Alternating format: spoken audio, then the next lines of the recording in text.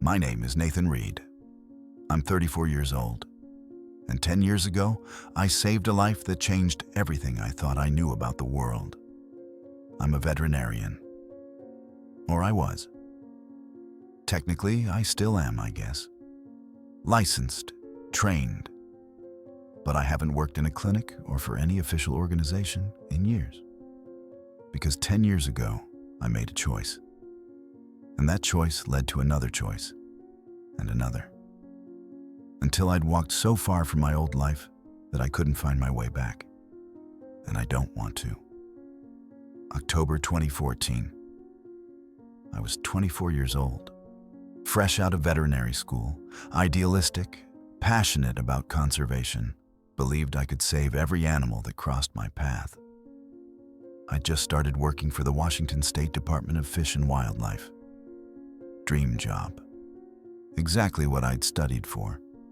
Helping wildlife. Making a difference. That month, I got a call that changed everything. Reed, we need you to check something out. Got a report from some hikers. They say there's an injured animal about 2 miles into Olympic National Forest. Description is vague. Large, dark, moving strangely.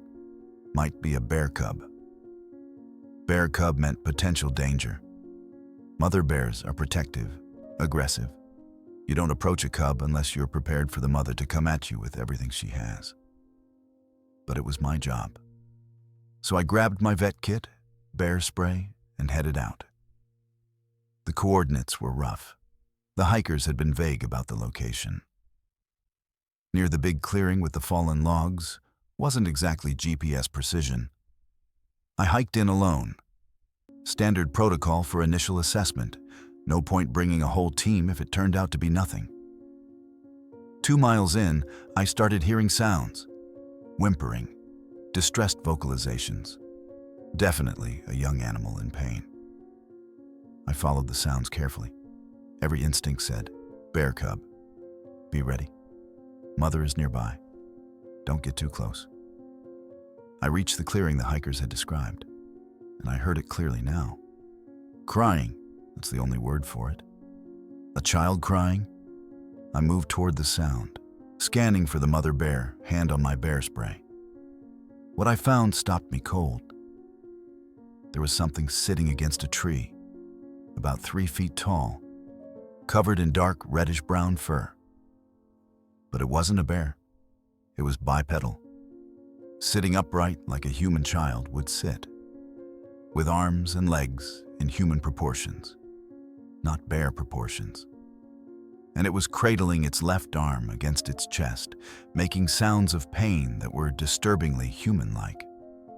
I stood there frozen, my brain trying to categorize what I was seeing, trying to make it fit into something I understood.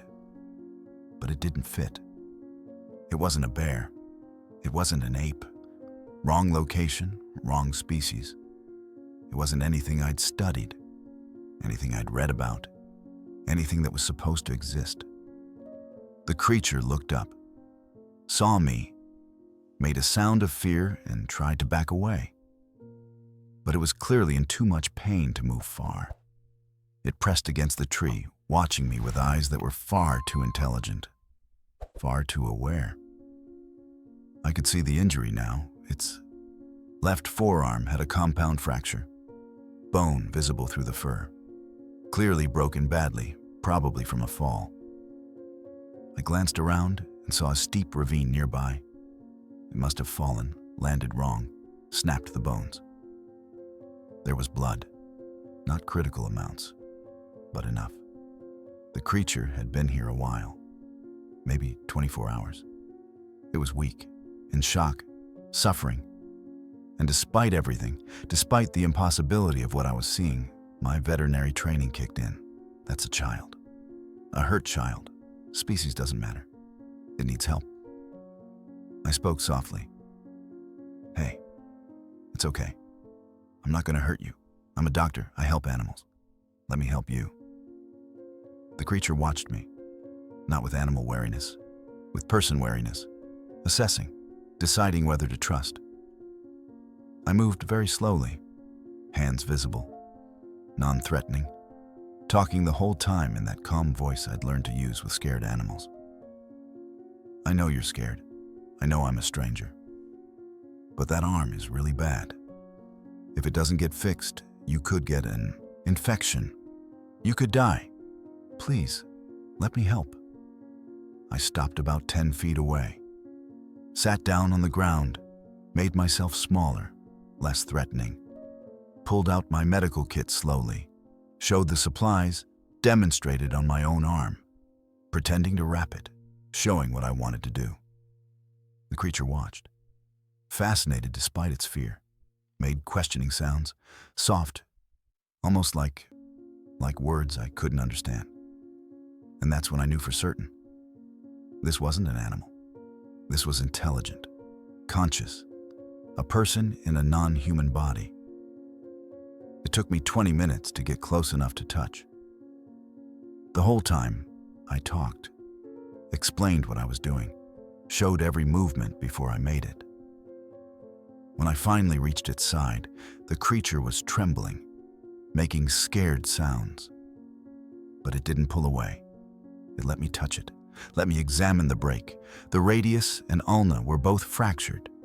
Clean breaks, but displaced. They needed to be set and splinted or they'd heal wrong. The creature would lose function in that hand, maybe permanently.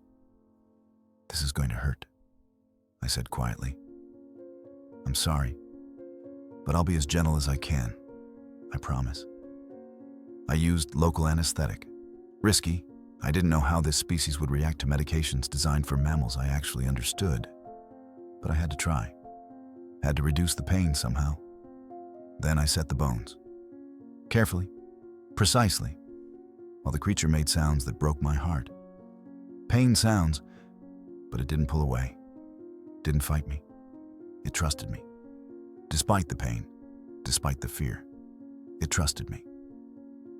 I splinted the arm properly, bandaged it, gave a mild pain medication, calculated dose based on estimated weight and hoping like hell it wouldn't cause an adverse reaction. The whole process took 40 minutes. By the end, the creature was exhausted, leaning against me. The adrenaline and fear had worn off, leaving it depleted. I sat there with this impossible being resting against my shoulder, and I had a choice to make. I should call this in, report it. This was an unknown species, potentially a major scientific discovery. My supervisors needed to know. The scientific community needed to know. But I looked at this child, because that's what it was. A child, maybe equivalent to a 3 or 4-year-old human. And I thought about what would happen if I called. Authorities would come, scientists, government agencies. This child would be taken, studied, separated from its family. Its mother was out there somewhere, looking for it, terrified. If I called this in, I'd be destroying this family, possibly this species, definitely this child's life. I couldn't do it. I also couldn't just leave. The creature was too weak to walk far, too young to survive alone. And that mother, wherever she was, she had to be frantic. So I made a decision that would define the next decade of my life. I stayed, set up a small camp right there, kept the creature warm, monitored its vital signs, waited for the mother to come. Night fell, the forest got dark, cold. I built a small fire. The creature slept fitfully against me, clearly in pain despite the medication. Around midnight, I heard something. Heavy footsteps, branches breaking, something large moving through the forest. I grabbed my flashlight, stood up, positioned myself between the sleeping creature and whatever was coming. From the darkness, a massive figure emerged. Had to be 8 feet tall, maybe more. Adult female, I assumed. The mother. She saw her child, made distressed sounds, rushed forward. I stepped aside quickly. I helped, I fixed the arm. It should heal. Please don't hurt me. She ignored me completely, focused entirely on her child, scooped it up carefully, so carefully, cradling the injured arm, making soft, comforting sounds. The child woke, made happy sounds, relief sounds. Mom, in whatever language they spoke. The mother examined the splint, looked at me, really looked at me, then did something I didn't expect. She reached out with one massive hand and touched my shoulder, gently, deliberately, and made a sound, low, soft, grateful. Thank you. She was saying thank you. I felt tears in my eyes. You're welcome. Take care of it. Keep the splint dry. Come back in a week and I'll check. She was already moving, carrying her child, heading back into the forest. But she stopped, turned back, made sounds at me. Gestures I didn't understand. The child made sounds too, encouraging sounds. The mother gestured again, more insistent. And I understood. She wanted me to follow. I don't know why I did. Should have been terrified, should have run the other direction. But I grabbed my pack and followed. We traveled maybe a mile, the mother moving carefully because she was carrying the child. Me struggling to keep up, crashing through undergrowth, making 100 times more noise than she did. We arrived at a cave system, hidden, well concealed, and there were others. Several other individuals. A family group. The mother carried the child inside. I waited, outside, uncertain, not sure if I was welcome or if I'd just been allowed to tag along this far. A few minutes later, a different adult emerged. Male, I thought. Older, maybe the elder of the group.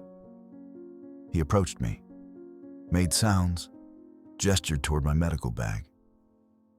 He wanted me to check on the child again, to make sure it was okay. They were inviting me in, trusting me with their home, their family, their secret. I went inside, checked on the child. Its vitals were improving. The pain medication was working. The splint was secure. I showed them, through gestures, through demonstrations, what they needed to do. Keep the arm still, keep it clean. I'd come back in 1 week to check the healing. I held up 7 fingers, pointed at the arm, made checking gestures. They seemed to understand, made agreement sounds. As I prepared to leave, the child, the one I'd saved, made a sound, reached out with its good hand, and touched mine. So small, so trusting, looking at me with gratitude and affection, like I was someone special, someone safe. I felt something break open in my chest, a connection I'd never felt before. This child trusted me, and I couldn't betray that trust. I hiked back to my truck as dawn broke, mind reeling, trying to process what had happened. I'd just provided medical care to a Bigfoot, a Sasquatch, a cryptid that science said didn't exist. I should report it, should tell my supervisors, should document everything. But I remembered that mother's fear when she first saw me, the protective way she held her child, the desperate love in every movement. If I reported this, they'd be hunted, studied. That child would never be free, would grow up in a cage, in a lab, separated from its family. I couldn't do that, wouldn't do that. So I made my choice. Keep the secret. Go back in a week. Make sure the child healed properly. And protect this family. However long that took, I didn't know then that however long would mean forever. That this one choice would consume my entire life, would become my life. All I knew was that a child needed me, and I couldn't walk away. That was 10 years ago, and I've been going back ever since. That child, I started calling it Scout in my notes, because it was always curious, always exploring, became the center of my world. and I became something I never expected to be. Something impossible, something beautiful. I became family, across species, across worlds, across everything that should have kept us apart. But none of that mattered, because Scout needed me, and I needed Scout. That's how it started, with a broken bone and a choice to help instead of report. Everything that came after, every sacrifice, every decision, every year, it all traces back to that moment. The moment I saw a hurt child and chose compassion over duty. The moment I became Scout's protector. And Scout became my purpose. And I wouldn't change any of it. Not for anything in the world. 1 week later, I went back. Told my supervisor I was doing a follow-up check on the injured bear cub. He didn't ask questions. Probably thought I was being overly thorough. Which I guess I was. Just not about a bear. I hiked back to the cave system. Called out softly when I got close. Didn't want to startle them. Didn't want them thinking I was a threat. The mother, I started calling her Sage in my notes because she seemed so wise, so careful. She emerged first. Saw me. Made a sound. Not threatening. Almost welcoming. She gestured for me to follow. Led me inside. Scout was there, sitting with several other young ones, siblings maybe, or cousins. Hard to tell their family structure. When Scout saw me, the reaction was immediate. Made happy sounds. Came toward me, carefully, protecting the injured arm, and reached out with a good hand. Wanted to touch me, to confirm I was real, that I'd come back like I'd promised. I knelt down. Let Scout touch my face, my hands, examining me the way I'd examined Scout. Then I checked the injury. The splint was still secure, no signs of infection. Swelling was down. Healing was progressing normally. I showed Sage what I was seeing, used gestures to indicate, good, healing well, keep doing what you're doing. She made sounds back, agreement, understanding, and that became the pattern. I visited every week through the end of 2014, monitoring Scout's healing, bringing small offerings, fruit, fish, medical supplies, showing respect. By December, the arm was fully healed. I removed the splint. Scout could use the hand normally. Full function restored. My job was done. Medically, there was no reason to keep visiting. But I couldn't stop, couldn't walk away. Scout had bonded with me, would look for me, make happy sounds when I arrived, follow me around during my visits, curious about everything I did, everything I brought, and I'd bonded with Scout. This strange, impossible child who trusted me completely, who looked at me like I was someone important, someone special. So I kept visiting, monthly now instead of weekly. Told myself I was just monitoring, making sure there were no long-term complications. But really, I was visiting family, because that's what they'd become. 2015 brought changes. Scout was growing rapidly. By spring was already over 4 feet tall, more coordinated, more adventurous, more confident. Would follow me everywhere during visits, mimicking my actions. Trying to copy the way I walked, the way I used tools, the way I examined plants. I started bringing books, picture books, simple educational materials. Scout was fascinated by images. Would spend hours looking at pictures of animals, plants, landscapes. And I realized Scout was learning, constantly, voraciously. This wasn't animal curiosity.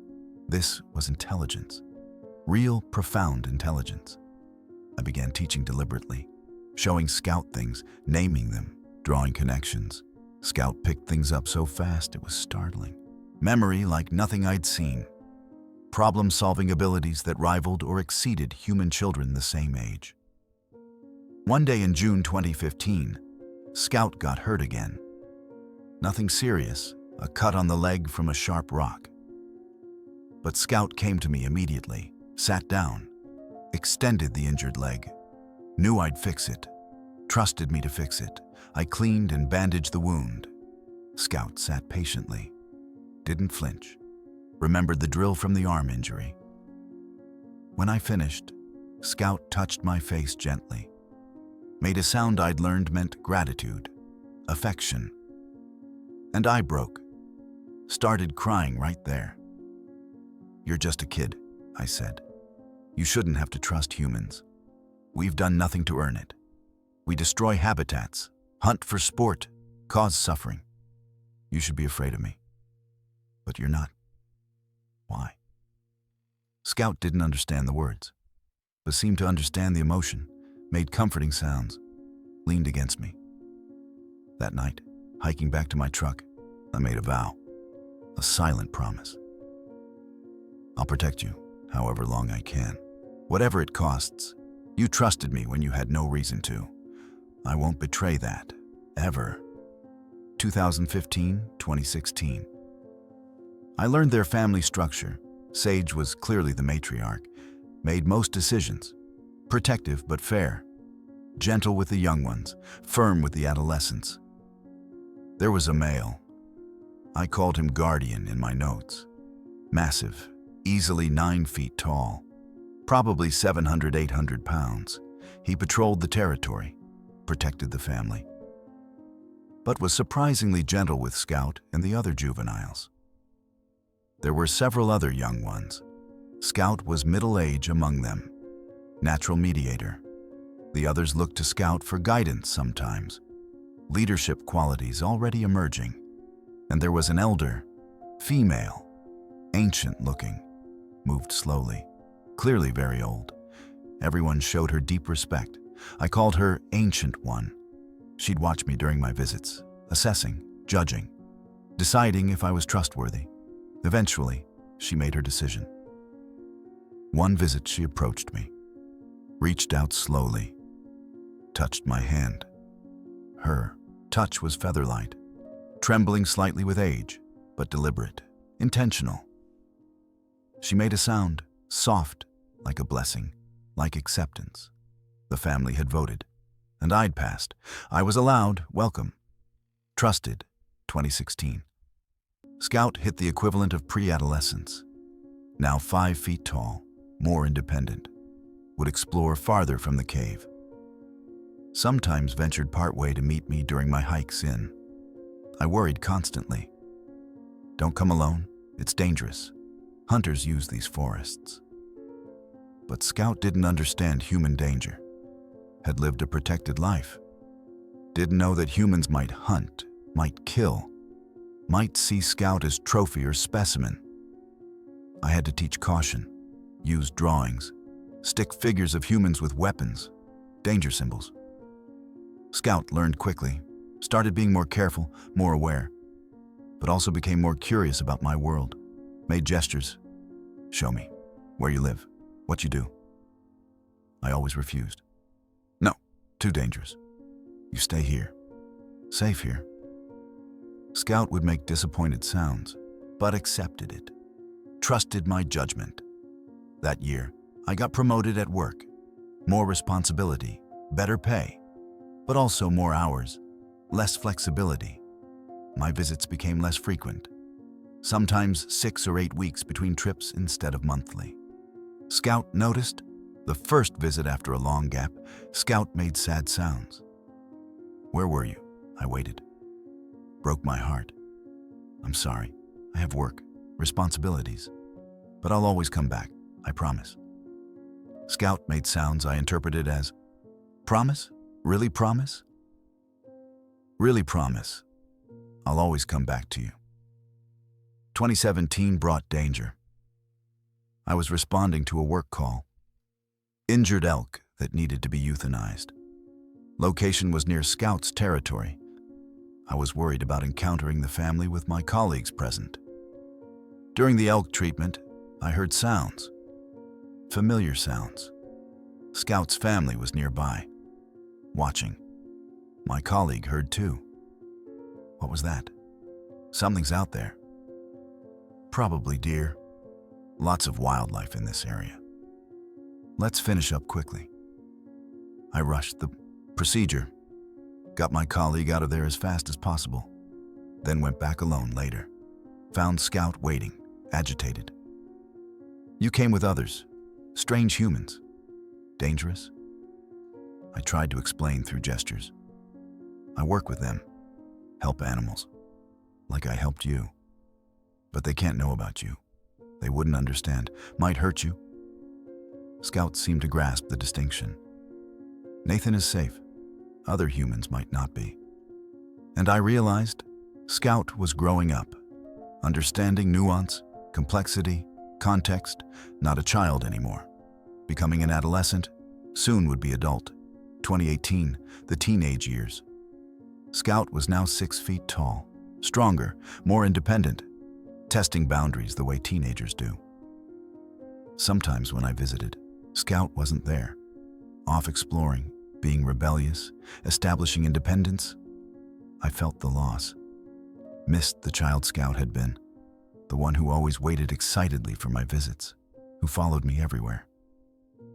But I was also proud. This was healthy development. This was what should happen. When Scout did appear, there was awkwardness, adolescent moodiness, pushing away then pulling close, testing the relationship. I navigated it the way any parent would. Gave space when needed, was available when wanted, didn't push, didn't demand. One visit, Scout showed me something new. Crude drawings on the cave wall, stick figures, one large, one small, Scout and me. You made art. You're documenting us, recording our relationship. Scout made sounds that seemed to convey important, remember? Always remember friend who saved.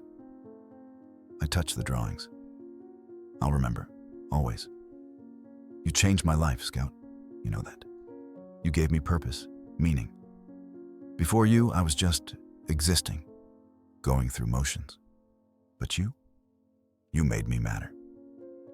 Scout didn't understand all the words, but understood the emotion, leaned against me, the way the child Scout used to, before the teenage independence kicked in. And I realized the bond hadn't weakened. It had just evolved. Scout was becoming adult, but I was still Scout's person, still trusted, still loved. 2019. The threat arrived. I heard through ranger contacts. Increased Bigfoot sightings in the area, unusual footprints, strange vocalizations. People were talking, getting curious. Then the worst news. A Bigfoot hunting group was planning an expedition. They had GPS coordinates, dangerously close to Scout's territory. I panicked, drove out immediately, emergency visit. Didn't care if it looked suspicious to my supervisor. Found the family, tried to communicate the danger, used everything I'd learned, drawings, gestures, maps, showed humans coming, many humans, with weapons, dangerous. Sage understood immediately, made distressed sounds. Guardian made aggressive sounds, ready to defend territory. No, I said urgently. You can't fight them. They have guns, long-range weapons. They'll kill you before you get close. I showed pictures from hunting magazines, rifles, scopes, what they could do. The family finally grasped the severity. This wasn't a threat they could fight. This was a threat they had to avoid. They needed to move. Again. Leave the territory they'd lived in for years. Because humans were coming. Scout looked at me, made questioning sounds. Will you come? Will you find us? I don't know where you're going. Sage approached, took my hand, led me to a tree, showed me a marking carved in the bark, specific symbol, unique, then gestured. We'll leave these. You follow. You find us. They were creating a trail. For me. So I wouldn't lose them. The family left that night. I watched them go. Scout looked back multiple times. Each glance said, "Don't forget me. Please don't forget me." Never, I called out. I'll find you, I promise. 2 weeks later, the hunting group arrived. I monitored from a distance, heard them cursing. They were here, recently, but they're gone, damn it. They searched for a week, found nothing. Eventually left, frustrated. I waited another week for safety. Then began, following the trail markers. It took 3 days of hiking, following symbols carved in trees, deeper into wilderness than I'd ever been. But I found them. New location, more remote, hidden, safe. Scout saw me first, made sounds of pure joy, ran toward me, now nearly 7 feet tall but still my scout, and wrapped me in a crushing hug. I told you, I'll always find you, always come back. Scout made sounds I'd learned over the years. Sounds that meant family, your family. And standing there, being hugged by this impossible being who I'd watched grow from injured child to strong adolescent, I knew it was true. I was family, not by blood, by choice, by commitment, by love. And nothing, not distance, not danger, not impossibility, would ever change that. But I also knew this was getting harder. Maintaining my job, keeping the secret, protecting them from increasing human interest, something would have to give. Eventually, I just didn't know what, or when, or how I'd handle it. When it did, all I knew was I couldn't walk away, couldn't abandon Scout, couldn't betray this family that had given me more meaning than any job or relationship ever had. So I'd keep going, keep protecting, keep visiting, however long they'd let me. Because Scout called me family, and you don't abandon family, ever. March 2020, the world shut down. COVID-19 pandemic, lockdowns, quarantines, everything changed overnight. My work was deemed essential. Wildlife doesn't stop needing care during a pandemic. But the nature of the work changed. More remote, more flexible, less office time, which meant more time to visit Scout. For the first time in years, I could go weekly instead of monthly. The forests were empty. People scared to travel, scared to gather. Just me and the wilderness, and Scout's family. Scout was different now. 7 feet tall, young adult, taking on real responsibilities in the family, helping Guardian patrol territory, helping Sage with the younger ones, maturing, growing into the being Scout was meant to become. But when I visited, Scout still lit up, still made happy sounds, still came running. The bond hadn't weakened, it had just evolved. Scout was becoming adult, but I was still Scout's person. One visit in April, Scout asked something through gestures and sounds I'd learned to interpret. Are you safe? Is your family okay? The concern in Scout's vocalizations made me tear up. I'm okay, lonely, isolated. But okay, honestly, Scout, visiting you is what keeps me sane right now. Scout made comforting sounds, sat beside me, the way we used to sit when Scout was small. You know what's funny? I said. Humans are all complaining about isolation, about not being able to see friends and family.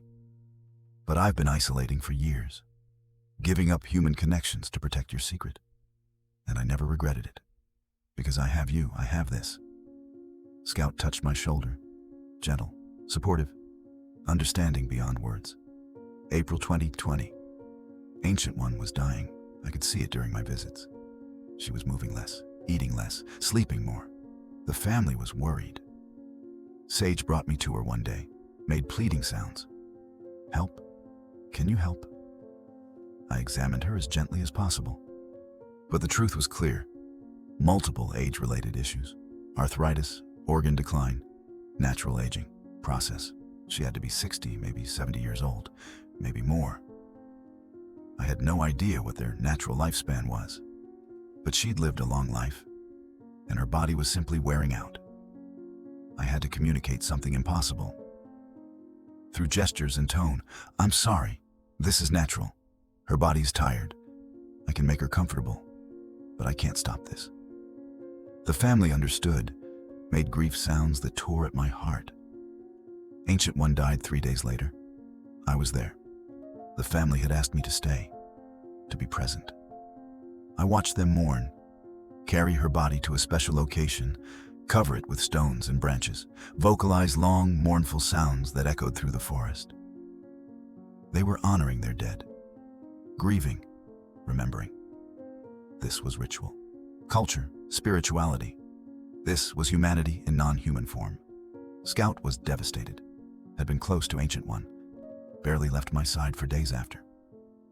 Through sounds and gestures, Scout conveyed, "She taught me much, taught patience, wisdom, now gone." "I know," I said, "but her teachings remain. In you, in your actions, in how you treat others. That's how she lives on." Scout seemed to understand, drew comfort from it, and from my presence. That week, I barely left, camped near their territory. Was there every day, providing emotional support the only way I could, just being present. 2021 brought the breaking point. July. My supervisor called me in. "Reed, we need to talk. Your performance has declined significantly. You're distracted, taking excessive personal time. Multiple colleagues have complained about your unavailability. I have personal obligations. Family matters." "What family matters? You're single, no kids. Your parents passed years ago. What obligations could possibly require this much time away?" I couldn't answer, couldn't explain. I need flexibility.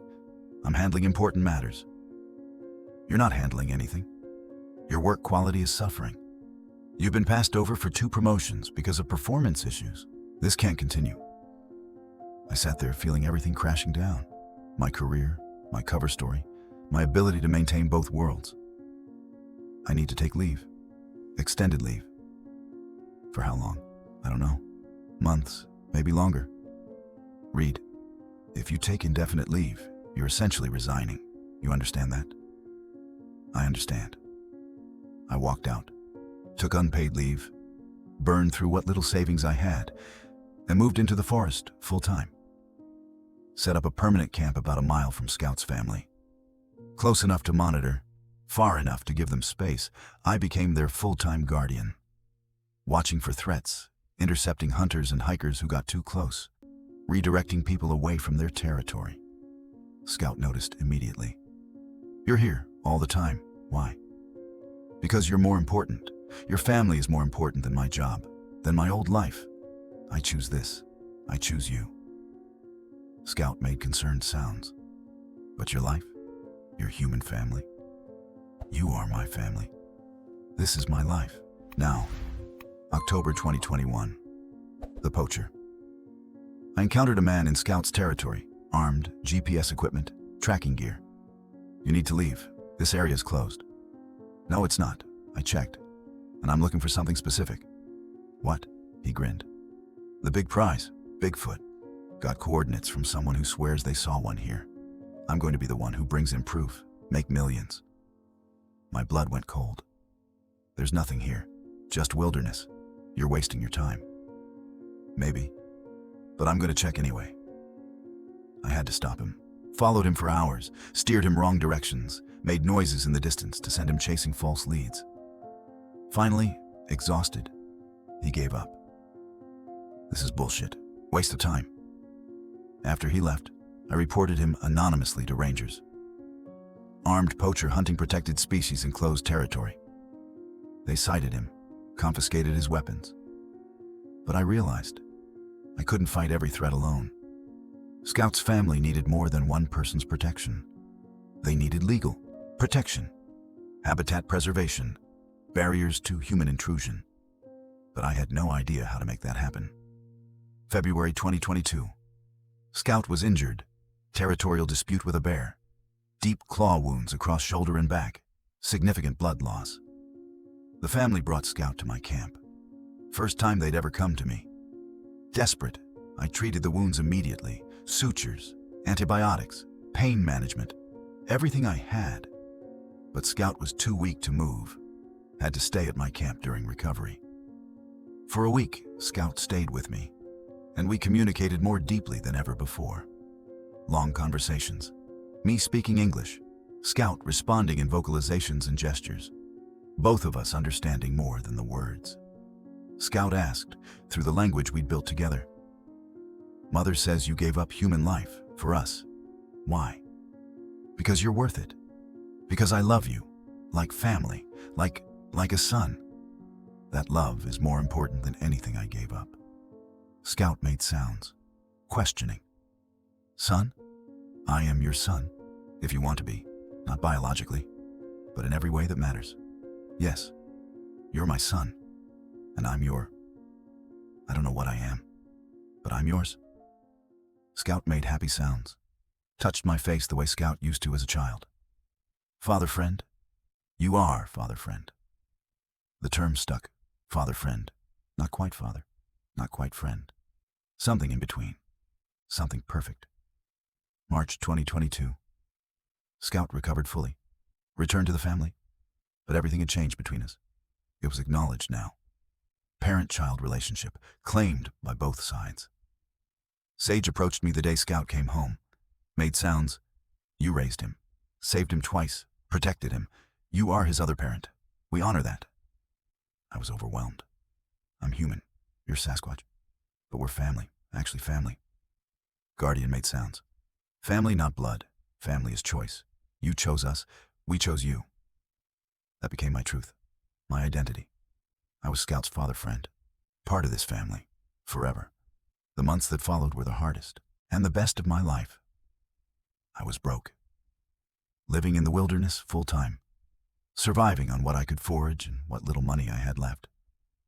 But I was happier than I'd ever been in my so-called normal life, because I was with family. Real family. Chosen family. Scout visited me daily, brought me food, showed me things, included me in family activities. I was no longer an outsider visiting. I was part of the group, accepted, integrated, home. But reality was pressing. I was 32 years old, living in a tent, down to my last few $100s. No income, no plan for the future. Eventually, I'd have to return to civilization, find work, survive somehow. But the thought of leaving, of reducing my time with Scout back to occasional visits, was unbearable. Scout noticed my stress. Problem, danger? No danger, just human problems. Need resources, need money, might have to leave more often. Scout made distressed sounds. "No, stay, we need you. I need you too. But I also need to survive. I'm trying to figure out how to do both." I had no answers, just questions and fear. Fear that I'd have to choose between Scout and survival, between love and practicality, between the family I'd found and the world I'd left behind. And deep down, I knew the choice was already made. I'd choose Scout every time. I just didn't know how to make that choice sustainable, how to protect Scout and survive myself. All I knew was I couldn't walk away, wouldn't walk away. Scout called me father friend, and that meant something sacred, something permanent. Whatever came next, we'd face it together, somehow, some way, because that's what family does. You don't abandon family, no matter how impossible it gets. And my family just happened to be Sasquatch, living in the wilderness, depending on me, loving me, and I loved them back. Enough to risk everything, enough to sacrifice everything, enough to stay forever. That was the commitment, that was the bond, that was love. And love doesn't calculate cost, doesn't measure practicality, doesn't quit when things get hard. Love just stays and protects and chooses over and over, every single day. That's what I learned from Scout, from this impossible family, from 10 years of choices that led me deeper into wilderness and farther from everything I'd known, but closer to everything that mattered, closer to purpose, closer to meaning, closer to love. And if that meant living in poverty and isolation, protecting a secret that would sound insane to anyone I told, then that's what it meant. And I'd do it. Gladly. For the rest of my life. because Scout needed me, and I needed Scout. And that was enough. That was everything. 2023 began with a crisis. I was down to my last $200, living in a tent, no income, no plan. I had to make a choice. Return to civilization, find work, reduce my time with Scout to occasional visits, or find some way to survive here. Full-time. Permanently. Scout noticed my stress immediately. Problem? Danger? I tried to explain through gestures and the language we'd built. Humans need money, resources. I'm running out. I'd have to leave. Not forever, but can't stay all the time anymore. Scout made distressed sounds. No. Stay. Need you. Family needs you. I want to stay, but I need to survive too. That's when Sage approached. Made sounds. Gestured toward the forest. Started showing me things I'd never paid attention to before. Edible plants. Which ones were safe? Which seasons? Hunting techniques. Water sources. Shelter building methods. Everything her family knew about wilderness survival. She was teaching me, seriously teaching me, how to live completely wild. The message was clear. We'll teach you. Live like us. Stay with family. You want me to live like you? Completely wild? Affirmative sounds from the whole family. Scout especially emphatic. It was insane. Impossible. I was a veterinarian, not a survivalist. I had no training for this. But I also had no other choice. Not if I wanted to stay. Not if I wanted to keep my promise to Scout. March through August 2023. I learned to survive. Scout's family taught me everything. Patient, thorough. The way they teach their own young. Foraging. Which plants were safe, which were poisonous. How to find them in different seasons. Hunting, not with weapons. I had none and couldn't afford them. But with traps, snares, fishing techniques, shelter building, how to stay warm in winter. When dry in rain, protected from wind. It was harder than anything I'd ever done. I made constant mistakes. Got sick once from bad water. Scout found me, brought me to clean source, stayed with me until I recovered. But gradually I improved, became competent, started surviving on my own. I still maintained a small supply cache. Basic necessities I'd get during town trips every 6 to 8 weeks. Medications, tools I couldn't make, emergency supplies. But primarily, I was living off the land. Using skills Scout's family taught me. Living the way they lived. And it felt right. More right than anything in my old life ever had. The bond with Scout deepened beyond what I'd imagined possible. Living with them daily, I witnessed things I'd never seen during visits.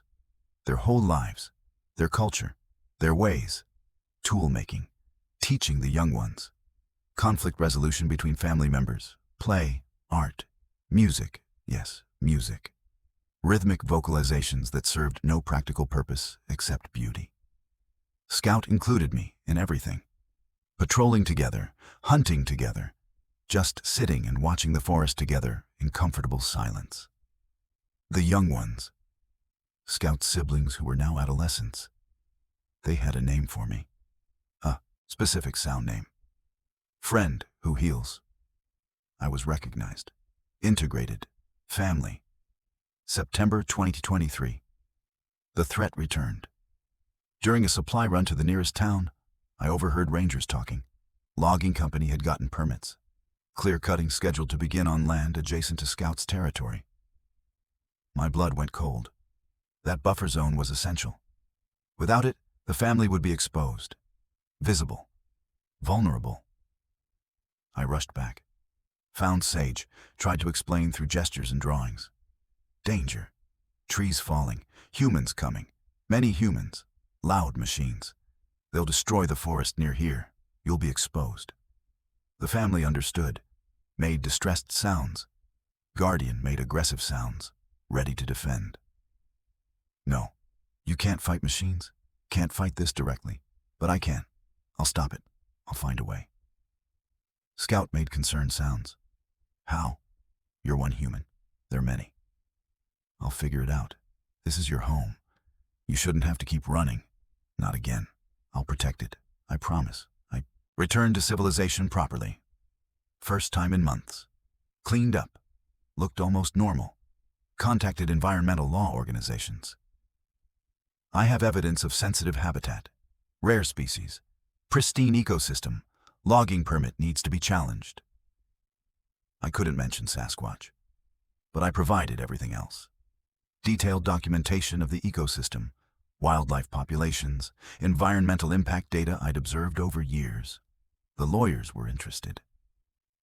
This area does have unique value. We can file an injunction. It cost everything I had left. Borrowed money from my estranged sister, first time I'd contacted her in 3 years. Didn't explain why, just begged. She lent me $5,000. Probably thought I was insane. I didn't care.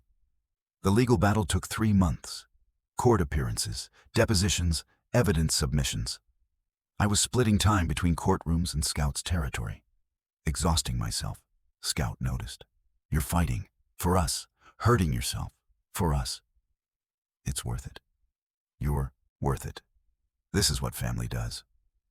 December 2023. We won. Injunction granted. Logging permit suspended pending full environmental review. That review would take 12 to 18 months minimum. Probably longer. Scout's territory was protected, at least temporarily, at least for now. I hiked back to tell them.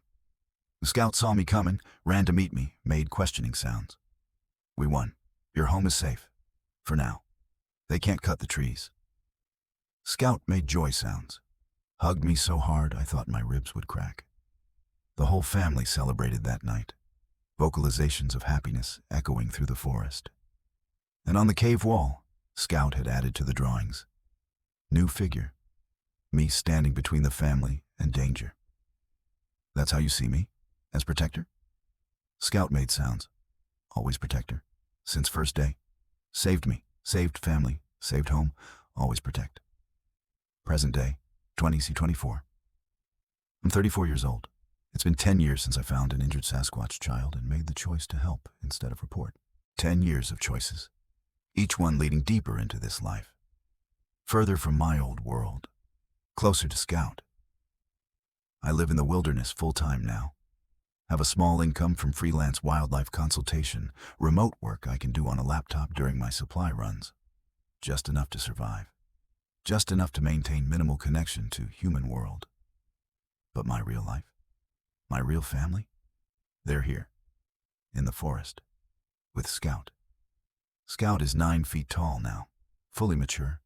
Has taken on leadership role in the family alongside guardian and sage. But still treats me as parent. Still seeks my advice. Still protects me. Still calls me father friend. The bond hasn't weakened with Scout's maturity. It's evolved. Deepened. Become something I can't fully explain but feel in every cell of my body. Scout is my son. Not by biology, by choice, by love. By 10 years of commitment that cost me everything else, but gave me everything that matters. My reality is this. I have no human family left. Parents are dead. Sister is estranged. No romantic relationships. Can't explain my life to anyone. No career, no advancement, no traditional success. I'm living in poverty by human standards, in a tent, surviving on foraged food and minimal supplies. But I have Scout. I have Scout's family. I have purpose. I have love. I have meaning. And I'd choose this over wealth, career, normalcy, every single time. Because I know something most humans never learn. Family isn't about blood. It's about choice, about commitment, about showing up every day, no matter what. I've shown up for Scout for 10 years, and Scout has shown up for me, taught me to survive, protected me, loved me, made me better than I was. That's family. That's love. That's everything. My final truth. My name is Nathan Reed. I'm 34 years old.